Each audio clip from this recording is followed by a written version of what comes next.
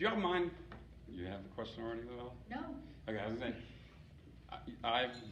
since I was a child in school, I was always told my voice carries. They called my parents to tell them that my voice carried, because frequently I was talking when the teachers were talking. So, but if everybody hear me okay? Okay. Well, my name is Joel Swan.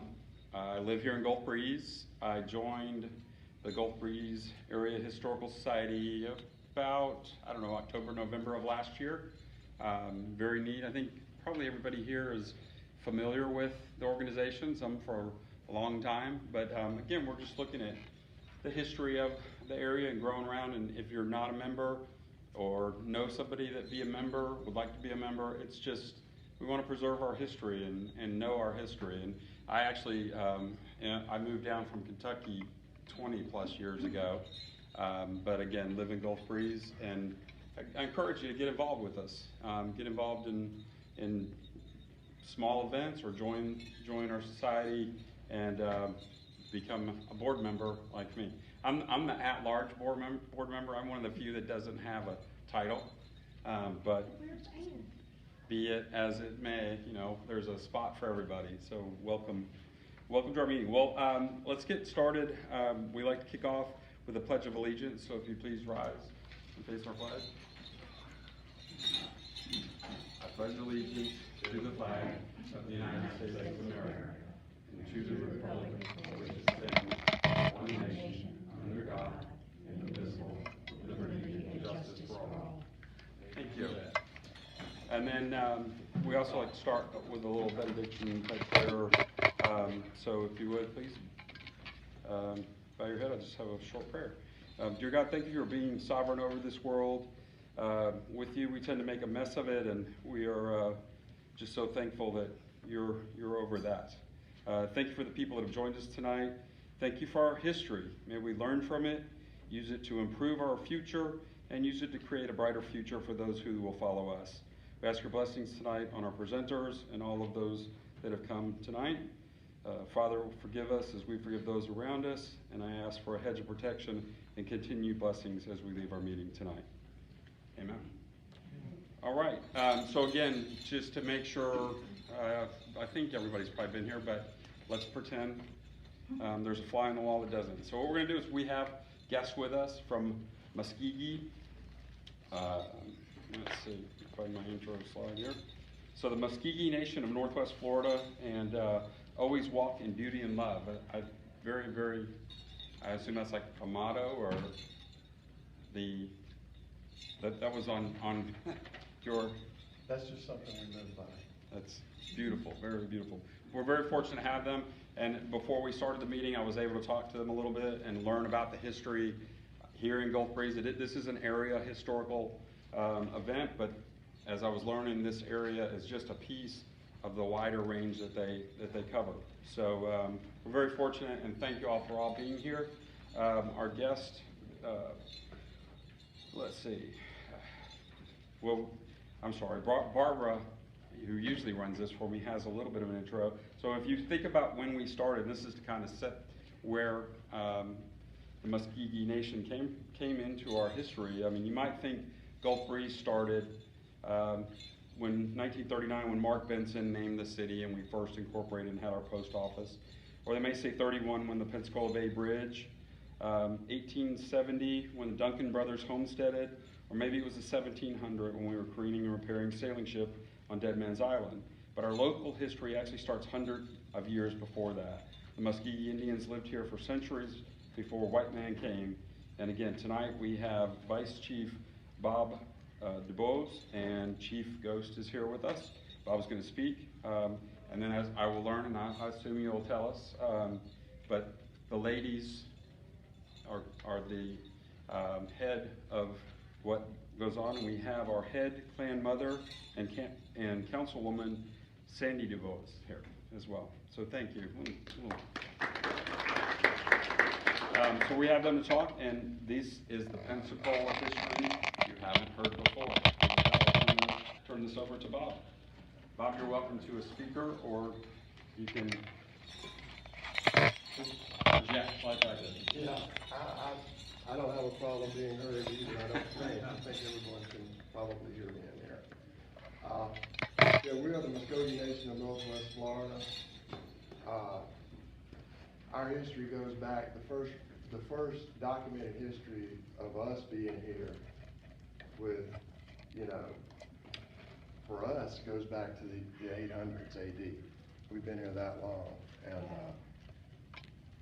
around 800 was when we had visitors from South America, the Azteca, and all of them came up and made us part of them by marrying our women and marrying, you know, we just came together and they taught us a lot about the way they lived.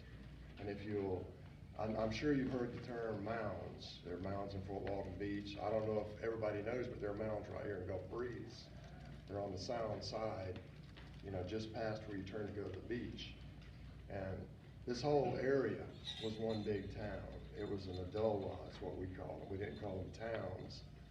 But from Gulf Breeze to Pensacola, even up through Cantonment, that's where our people lived. And we were called creeks by the whites when they came here because we always lived near water, because the water, you know, it helped us. It had everything we needed, transportation, food, just, you know.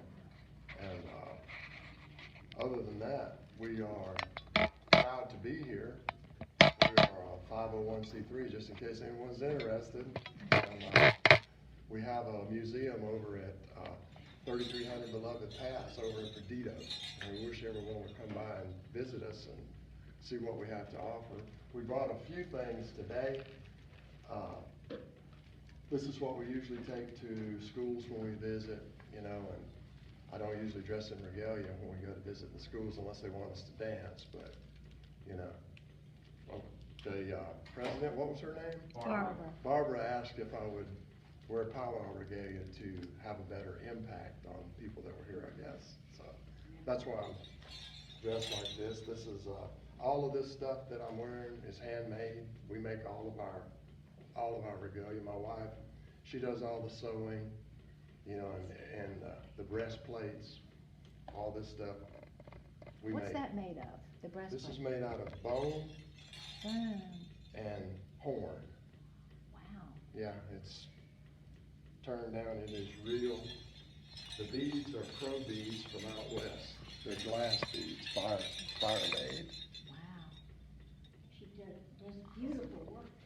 Thank you. And What is this right here? that's leather. Leather? Yeah. It's just leather that's folded to make it thicker, to hold everything together, hold it in This place. will be heavy, isn't it? Yes, ma'am.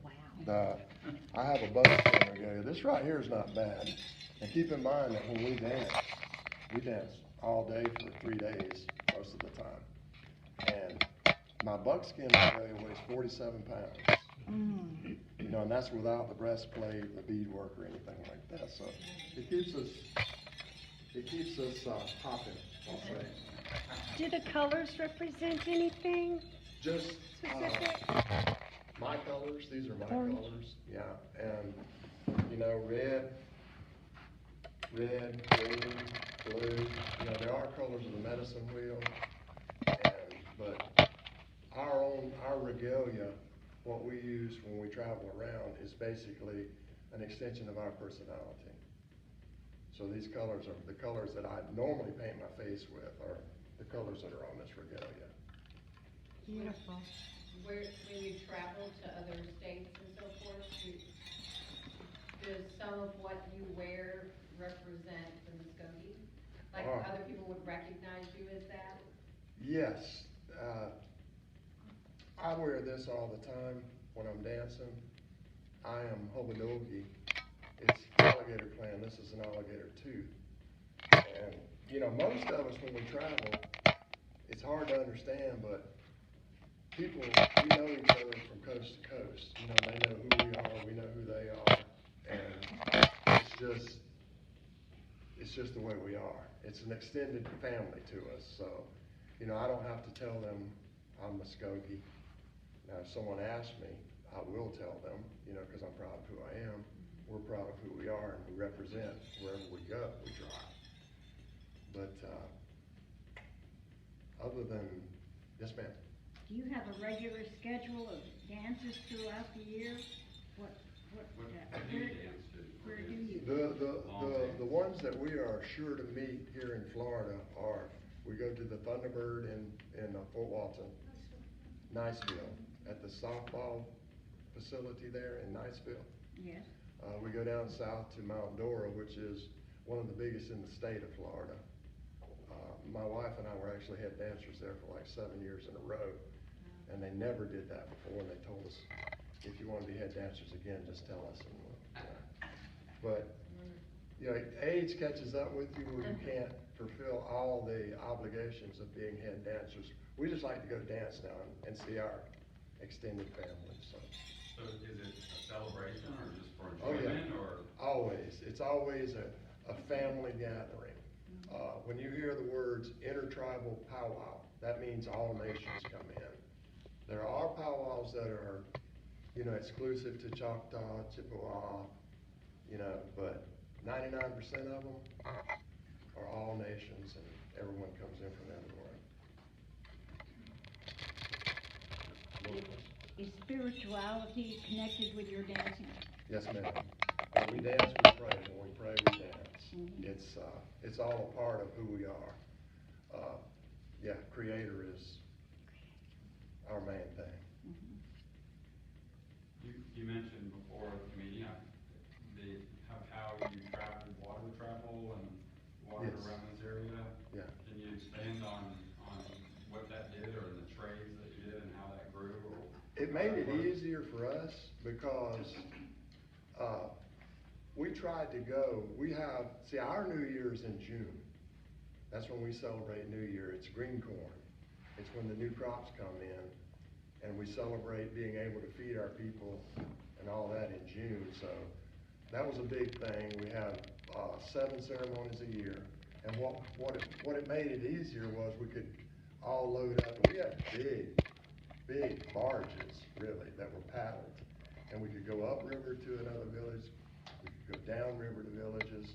It just made it all a lot easier for us than trekking across the country. And that's how we got the name Creeks, believe it or not. We don't call ourselves that unless when we say we're Muscogee people, and they say, huh? We're Creeks. People call us Creeks. But yeah, there were hundreds of towns along every river in Florida, Alabama, Mississippi, Louisiana, Georgia, and there were towns on all of them. So that's the way we stayed. The river was our lifeline. Made it a lot easier to travel.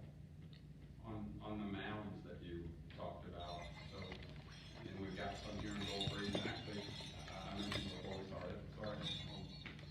No. But before we started that, you know, I'm very interested in the, right here in Gold Breeze area.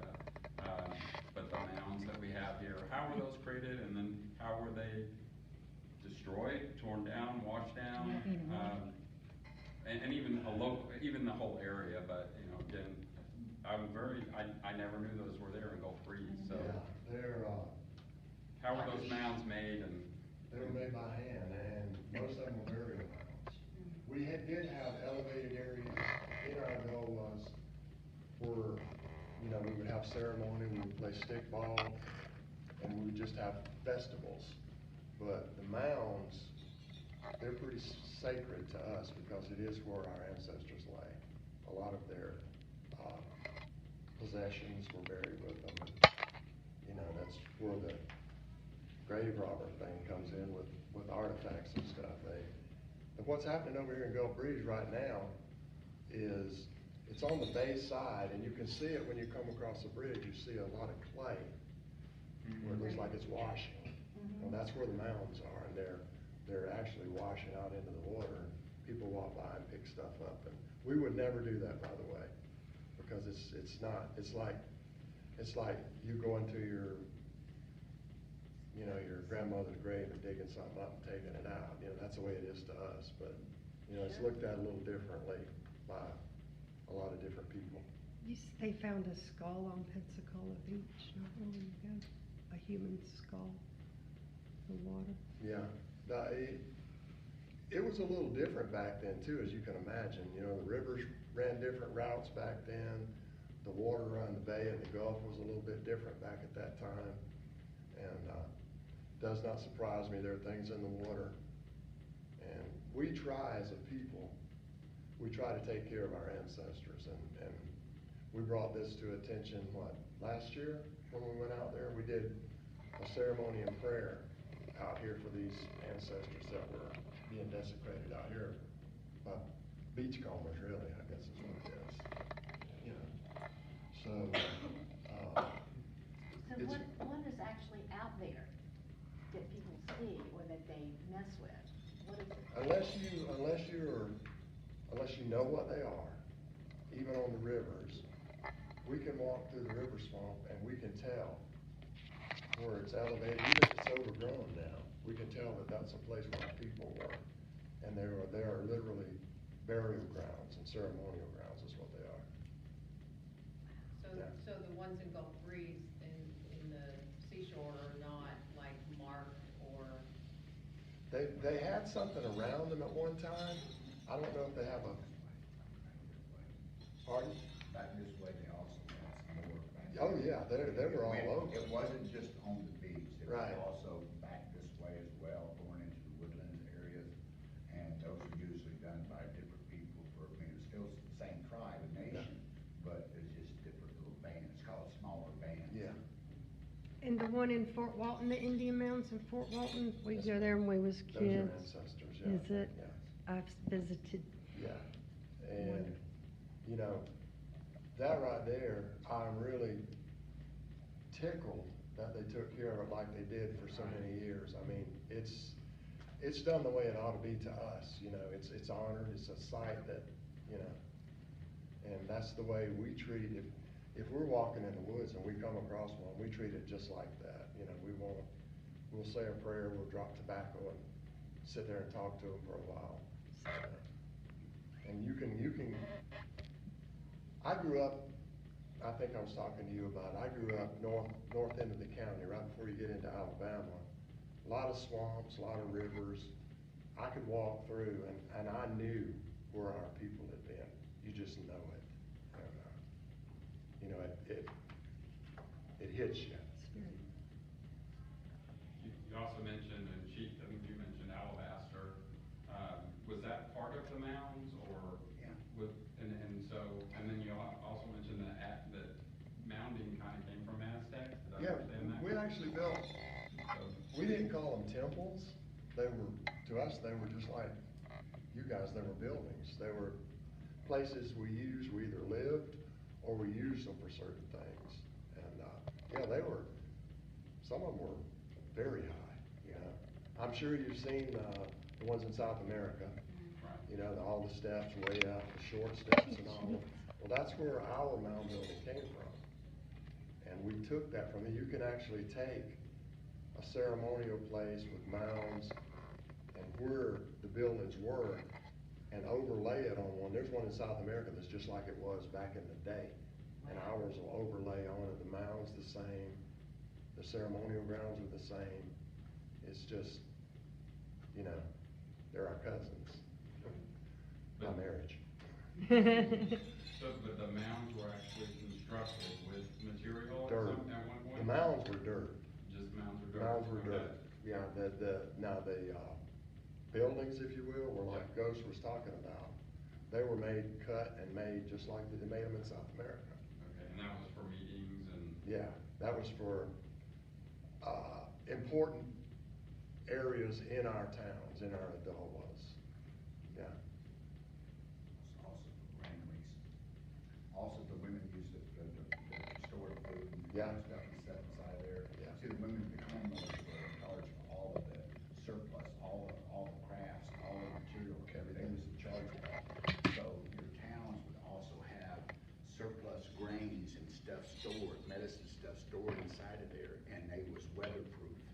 That's how it was so precision done that they would be sitting there for hundreds of years, and they could pass it out in bad times to people that needed it. Yeah, it stayed cool, you know, it was like a big refrigerator to us, really. Okay. Yeah, it was, to think about those times, you know, you see it when you're brought up in the culture, it's like watching a movie when you think about it. You see all that stuff and it comes back to you. Ghost knows what I'm talking about. They all know what I'm talking about. Oh yeah, okay. We did bring some stuff today. This is what is called a rain stick. We looked at it a while ago. We love to take this to the school because the kids, I mean, they can be running around, but when you start it, it just gets like, you can hear a pin drop. I love it. And this actually came from out west. It was a gift to us. But it's pretty neat, you gotta admit. It's made out of cactus and cactus needles. That's what makes the sound. Yeah, it is cool. We have a traditional blowgun. A lot of people don't realize that we did hunt with bows. I've got a bow here. We did hunt with bows, but we hunted small game with blowguns, so we wouldn't, one is easier to hit and you wouldn't tear it up when you shot it, you know? And we have the blowgun. We have the, where are the darts? Oh, right here, right in front of me. We use the, like the, what do you call those things? Cattail. Yeah, cattails. We use the cattail to make them fly. Not a real cat, but.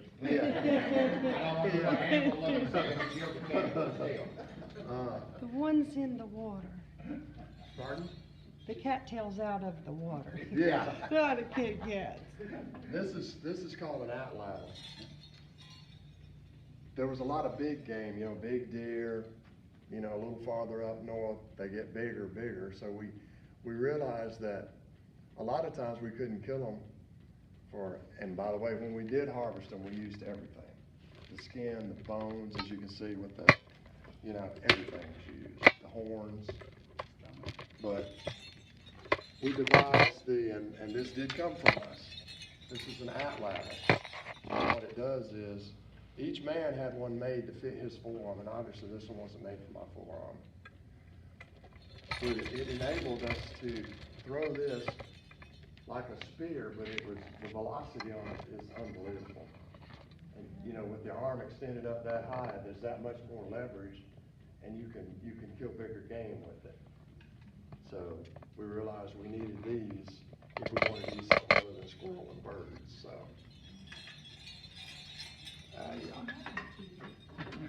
Yeah.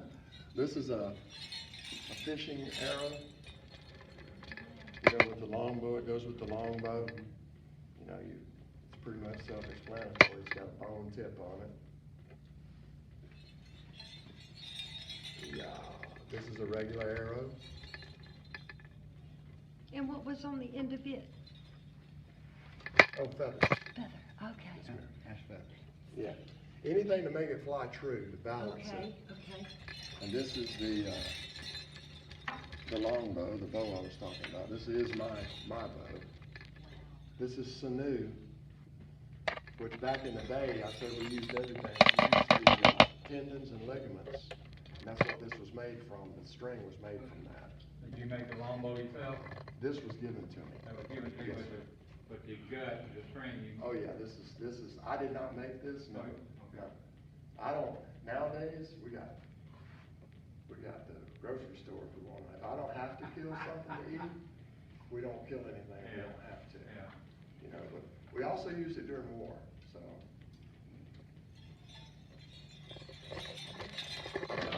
We have, instead of picking these up, you know, when you get a chance, well, I can pick these up. These are arrowheads from way back. This is some of a sample of what we have in our museum. We have tons of these things. We also have our own flint knapper, who's going to be here at our grand reopening the 29th of this month. Everyone here is invited. It's going to go all day. It'll be at our center. June 29th. June 29th. I'm sorry. Oh, no, that's all right. This right here is a hand drum. instead of playing the big drum like you see at powwows and stuff, these are, you can play any song and sing any song, which Ghost does a lot. Yep. He And what, plays and sings a lot. and what skin is that? This is hide, deer hide. Deer Dry. hide. Yeah, okay, yeah, yeah. Yeah, oh, this, I love this drum. This is.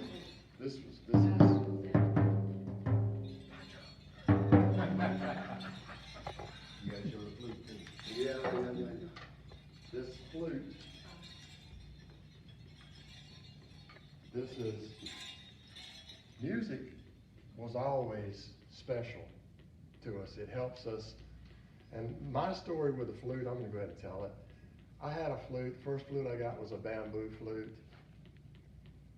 You can ask my wife, I couldn't make anything but screeches on it. You know, and I couldn't figure out what I was doing wrong. I couldn't, you know, we made a trip out west on the motorcycle. She and I actually rode 5,000 miles on the motorcycle, went out west, and we had an elder tell us, you're going about it the wrong way. What you need to do is you don't need to worry about playing songs. You need to look at the treetops, play the treetops, play the water as it flows. You know, when he told me that, you can ask her. I went back home, I went out in the backyard, I took my flute, I'm looking at the trees, I'm hitting the sounds, and I'm playing the flute. Wow. It was pretty. And the squirrels didn't run. No, they did not run. And you know, this is one of mine.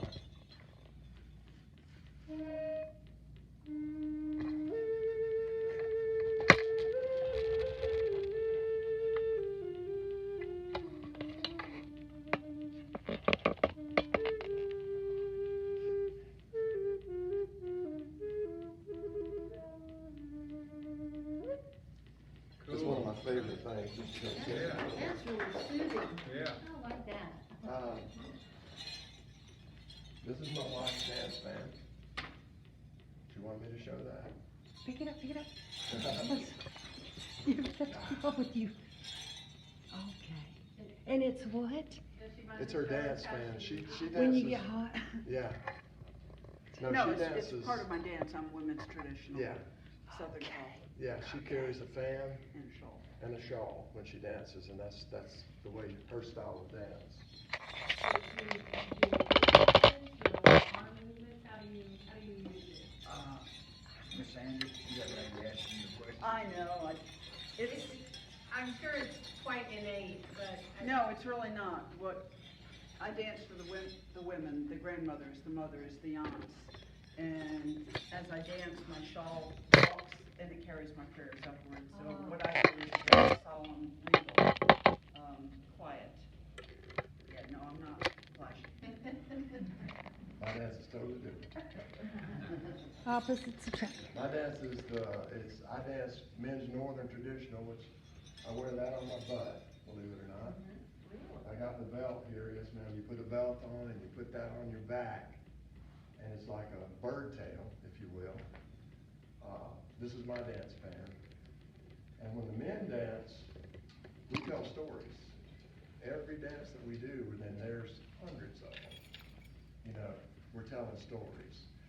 Our ancestors would go to war, go to a battle, and they'd come back to dance, and during the dance, they would tell what happened to them. We have one called Sneak Up, which is, it's one of my favorite. It's one of my favorite. It starts with yeah. I'll let you demonstrate. No, I'm not gonna. What it is, and I would have all this stuff on at that time. But that's the ruffle. What the men do is they kneel, and it keeps ruffling. And when it's ruffling, we're talking, we're telling stuff. When it stops is when we start dancing. Yeah. They start with a little beat, then we dance. When it stops again, they'll do that 3 times during the song. We're telling our story, what happened to us during the battle while we dance. So you'll see me, you know, talking to people. I'll talk to people, I'll talk to Creator. I'll send prayers up while I'm dancing. It's just part of the dance. But each man has a different dance for that dance, so. Yeah. was thinking something, almost jumped out. This is called a porky roach. This would be on my head. This is it's a porky roach with and I won't tie it on now, but it rocks. It moves when you dance. And anything that we can wear, like that's why there's a lot of fringe on this, more than necessary. It moves when you dance. It stays with the music, so it plays a part in the stories, if you will. And these are, believe it or not, these are porcupine hairs. Are you? Yeah. Yeah. This is deer tail. Porcupine hair and deer tail. The inside is deer tail. These are eagle feathers. Tip feathers. So, you know, it just plays a part in the dance. It helps us as we dance. And, you know, the eagle's special to us. It's special to all of us. But it was always special to us because the eagle flies so high that's the bird that talks to Creator for us. Flies high as Creator talks to him for us, takes the messages back and forth. The bustle, like I said, the bustle would be, this is one of the belts I wear, but the bustle would be around my back. I can get it off the stand. And it would sit right here. And as I dance, it moves. If I was dancing, it would move a lot more. But, you know, that's a tribute to the eagle and all of our flying brothers and sisters. And it's special to me. I have 4 of these. And they're made of what feathers? These are goose feathers. Yes. Yeah. Oh, wow. These are goose feathers. I got my grandson, my youngest son, he got his first bustle last year. 7. He's 7 years old and he dances a lot better than a lot of adults. Wow. Yeah. My granddaughter, my youngest is 5 now. She dances with her at 5 years old. My other granddaughter is 11. She also dances with us traditional. So, oh yeah, these are my knee belts. They would be on, making a lot of racket. Yeah. The deer toes, Bob. And my dance stick, which I carry, fan in one hand, dance stick in the other. All warriors will have some type of weapon in their hand when they're dancing. Yeah, and my wife reminded me, before we had bells, which we got not from our people, but from white people, we had our own bells. These are deer toes. Yama hooks. Oh, okay. I have Deer a Yama, toes. one made, and then it's Taylor with the Yes, Yama ma'am. hooks. Yeah, you'll see dancers, some dancers still wear them out at home.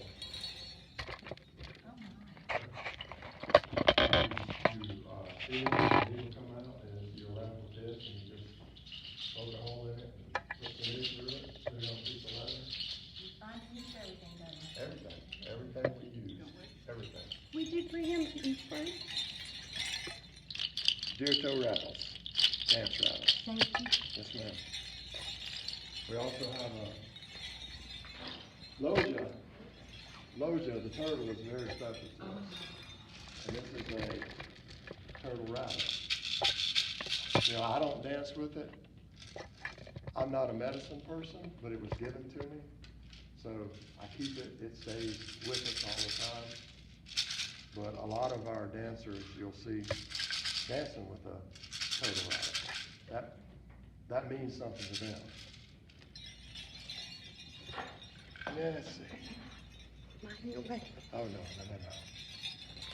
I guess, you know, if you wanted to come up and look, these are, I'm going to go ahead and take this out. There are no children here.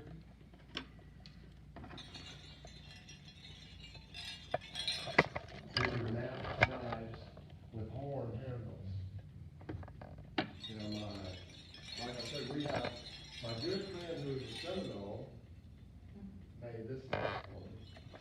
This is, you gifted that to me a year ago. Oh, yeah. What's the flavor? It's stone, it's now, flint. Yes, ma'am, this is the same way. And I Good have one, workmanship there. I have one that It's amazing to watch them now. was given to me by It's the Apache amazing to woman, watch them now. Oh, yeah, yeah. who's a friend of ours that we've danced with for years. And she's coming back. She's coming for the open house. If you come for our open house, our flint napper will be there demonstrating how Yeah, to she do will. this. And she gave me this, and she said, I want you to have this, and I'm like, okay. It looks fragile. She said, it's supposed to be. And I'm like, she said, in the past, they would use knives like this to stick in the ribs and then break it off inside so it wouldn't come out. This is an Apache woman now. Now she's got, anytime you see her, you won't see them, but she's got at least 7 knives on her all the time. Yeah, She's ready for anything. so, yeah, she's ready. Yeah. Apache women? Oh, that's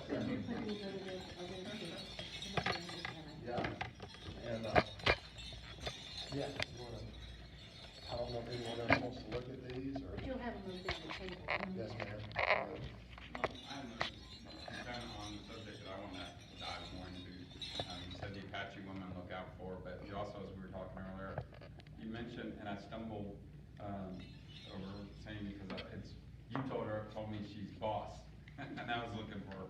But explain how, Women? sorry guys, The role of watch the your women? sandals, but Yeah, I mean, that's fascinating. So how that in works our in the culture. culture, this is, she's everything to us. She's everything, she's everything. She would be everything, she would be everything. They tell us when we can eat, when we can celebrate. They tell us everything. I mean, that's what, now we can get together as men and have a council and say we were upset at someone, we wanted to go to war with them, we wanted to take their stuff, and if she said no, we couldn't do it. That's the way our culture is. And she is the head clan mother. She is Gotcha, which is Panther clan. How does the female, that particular female get to that station? It's an honor. It comes with age. It comes with knowledge. I didn't want to say that because I'm the He's same did a very age. nice job. Yeah, we were talking the other day, and where I grew up, it was an Indian community, and there were elders there that I go talk to. My grandfather was one of them, and now I'm the elder, and it just doesn't seem right. It does not seem right, but we do the best we can. You know, we just learn as we grow, and I'm passing stuff on to my grandkids, my sons. Both of them dance. Both of them stomp dance, which is our traditional dance too. A ceremony, like I was telling you a while ago. But they're all very knowledgeable. My youngest son is very knowledgeable on history. My oldest son he's the same way. They just, they're full of information. He wanted to be here. My youngest one wanted to be here tonight. My oldest one couldn't because his wife had surgery. Charlotte had surgery the other day. Just got home yesterday. But my youngest son went to Virginia. There's a lady up there that does traditional tattoos, the traditional way with bone and hammer. They're gonna get one up here. She's coming down for the grand opening, and we're all getting our water spider, which is our emblem of our people, our tribe, our people. We're all getting it tattooed on our arm. She's gonna do it old style. So, Ooh, how yeah. long does that take? I don't know. Ooh. How big you get? Yeah, It depends on how big it it is, yeah. And I had a question, now that you're the elder, does spirit, your ancestor spirit, guide you in any ways? Yes, it does. Your mounds does. and your, It does. It may be hard for people to understand, but they do visit us. They talk to us. We just have to be in the right mind to talk to them. Right. They're all the time trying to talk. They're kicking at us, you know? But you just have to sit down, like I said, with the flute. That's one of the things that helps me. The music and the rhythm. Yes, ma'am. That's a good question, though, yeah. And another one. Yes, sir. Creator. I'm running out. No, yeah, I'm What extremely we're here fast today. forward, so glad y'all are here. The other thing that y'all mentioned was that this area was good for medicinal plants Oh, yeah. and whatnot. Yeah. So since that's local to us, can you elaborate on what you told me, on what kind of plants, and then what did you do with them, and for trade or for health, or how did you use them? What people don't realize is 75 to 80% of modern medicine came from us, came from our plant medicine. You know, well, White people willow think bark willow is is just something salicylic that- acid, yeah. which is aspirin. Aspirin, In the that's nature, exactly instead of in a Chewing pharmaceutical on the bark. plant. I don't know if you've ever heard of black drink. Black what? Black drink. Yopon is what it's made out of.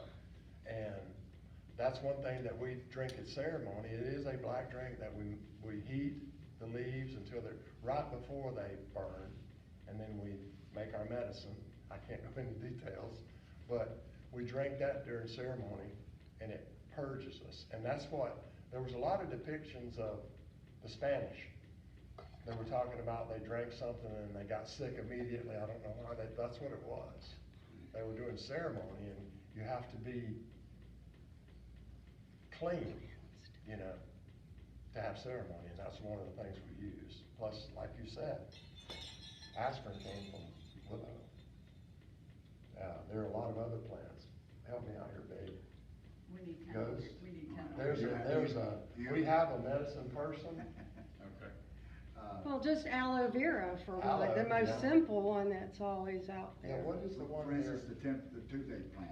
Toothache The plant? toothache Peppermint, plant, what kills the body rosemary, immediately, kills all of that. Yeah, I've She's been had doing experience, essential I can oils. tell.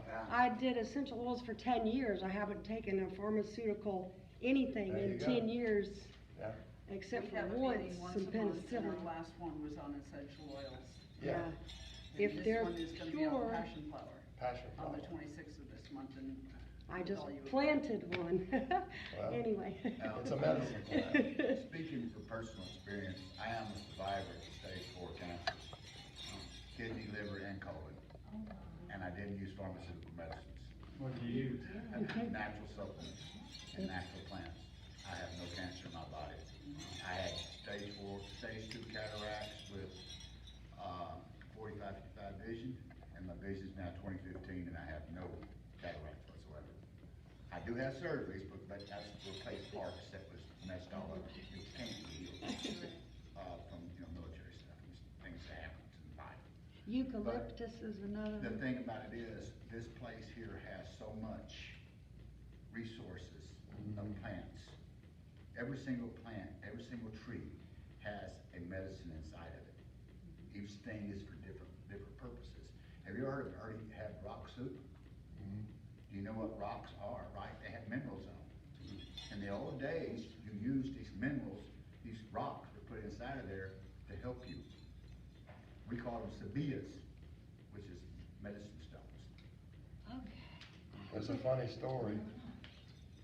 What he was talking about rock soup, we were at a powwow one night, and we were camping, and we were watching this elder, and he gets this pot of water, he's got the fire going, and he sits it down, and he's boiling the water, and he's taking these stones, and he put a stone in, and he let it sit there a minute, and he'd pick another stone up and put it in there, then he'd walk off.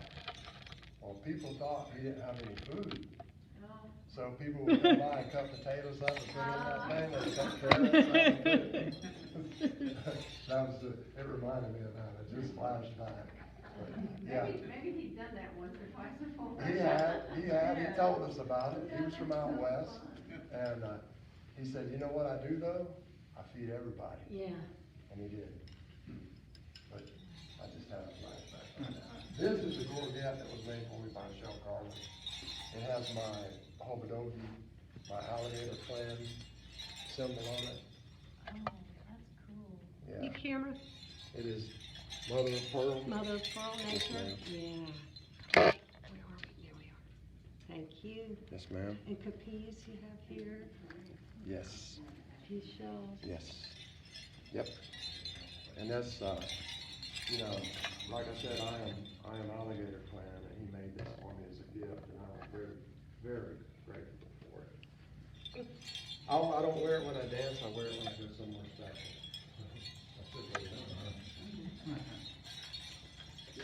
That's not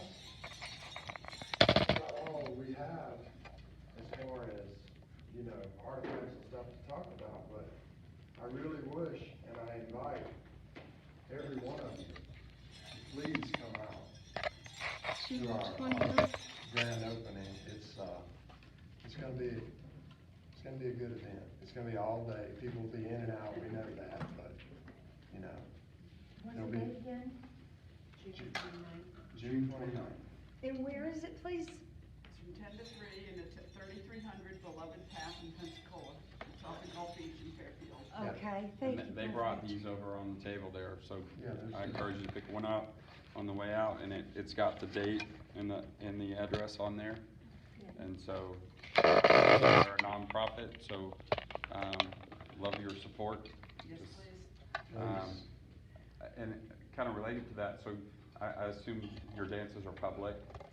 Oh, yes. Are they all public, or? Ceremony is just what it says.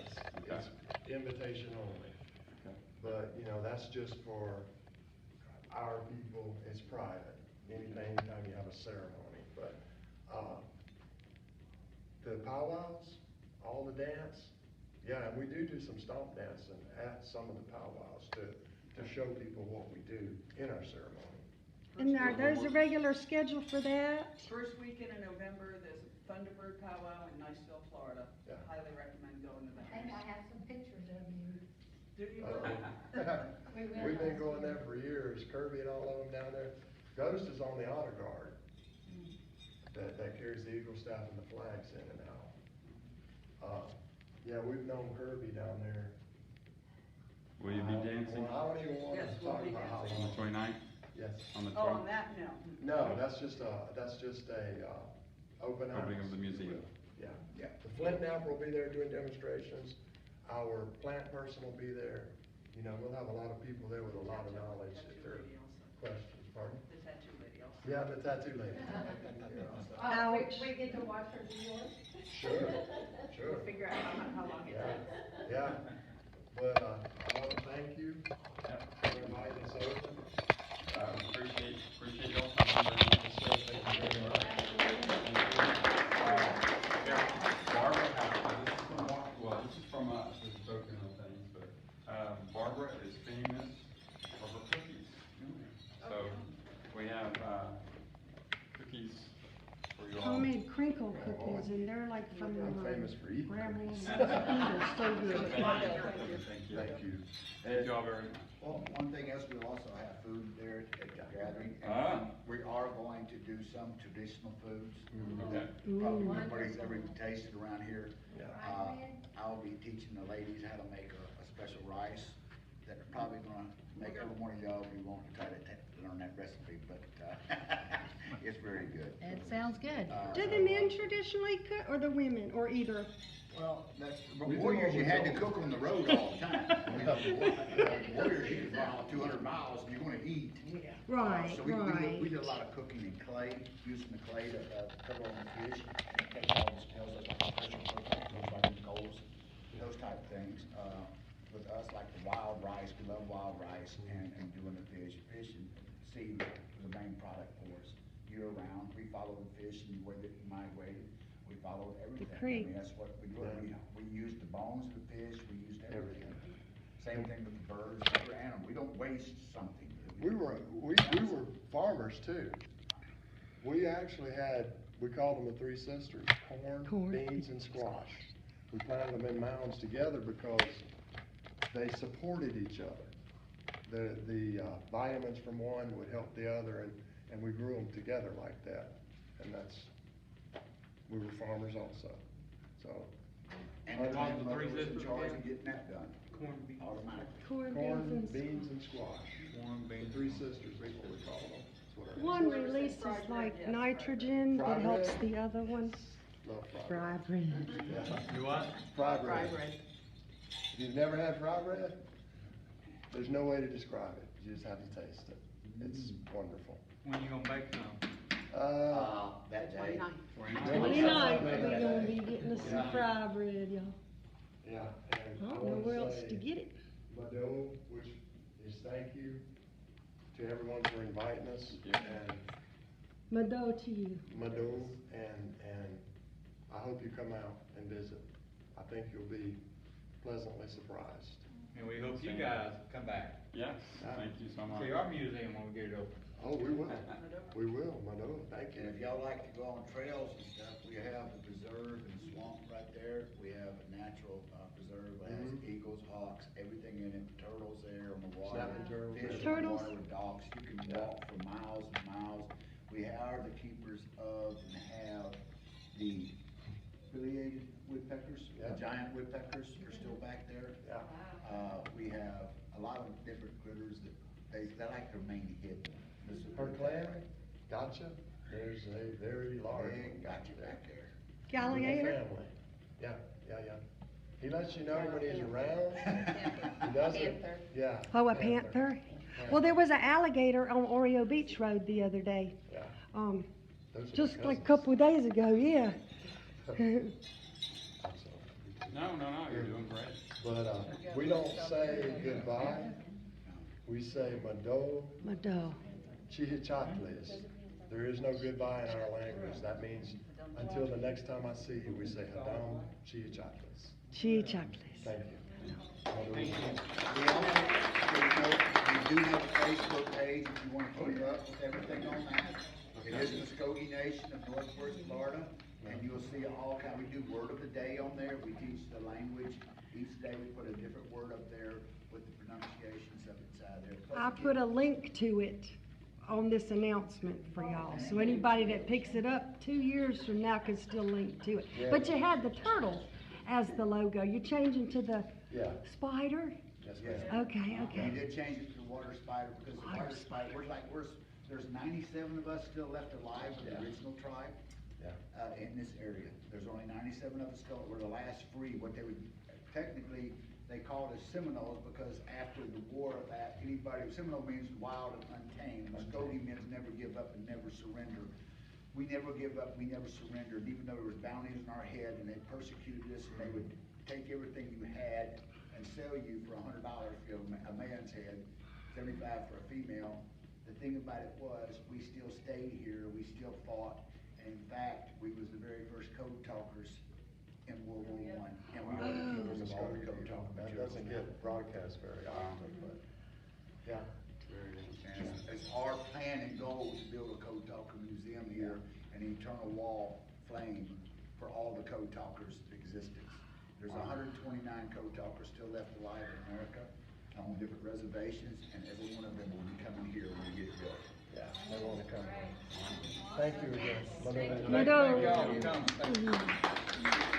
Please come back anytime. Thank you, sir. All right.